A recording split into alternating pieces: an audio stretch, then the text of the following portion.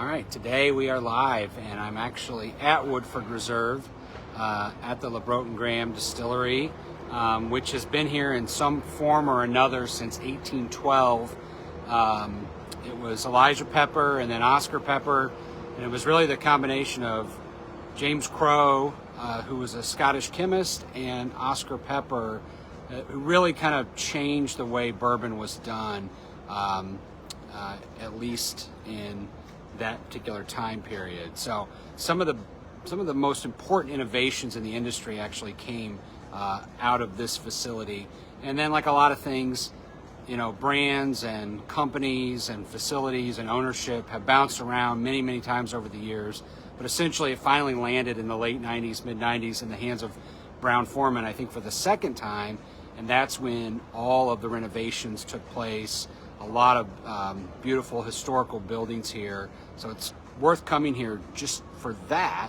And then they combined it with this Woodford Reserve brand, some of which is produced here on site, some of which is produced in Louisville, but a lot of it is aged here, really right in the heart of horse country in Kentucky. So it's a beautiful area, it's a beautiful historical distillery, and obviously Woodford Reserve is a brand that has just exploded in the last 10 years.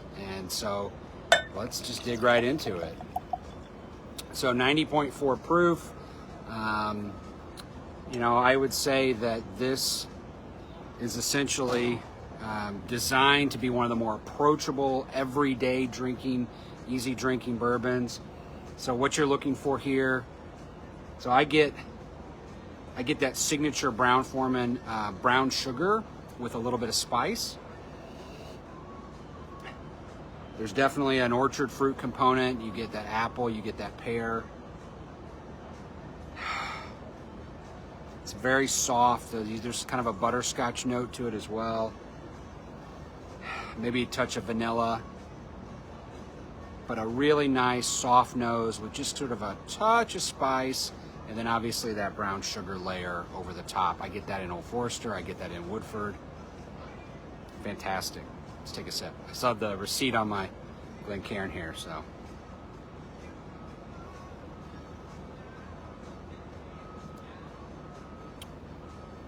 Big hit of vanilla and butterscotch initially, then the brown sugar, then the spice on the mid palate, and then it finishes very softly. Again, people can cocktail with this, but I suggest at 90.4 proof. This is a great whiskey to drink neat, so you get all the flavor out of it. And you know, in that mid to high 30s price point, it's still premium priced, but I think it delivers the quality for the price point, and it's always consistently delicious whiskey. So you really cannot go wrong with Woodford Reserve. If you haven't been to the facility here, worth coming just to sort of see the grounds and the history, and drive through some of the horse farms in the area, but then just to learn the history of what came out of here.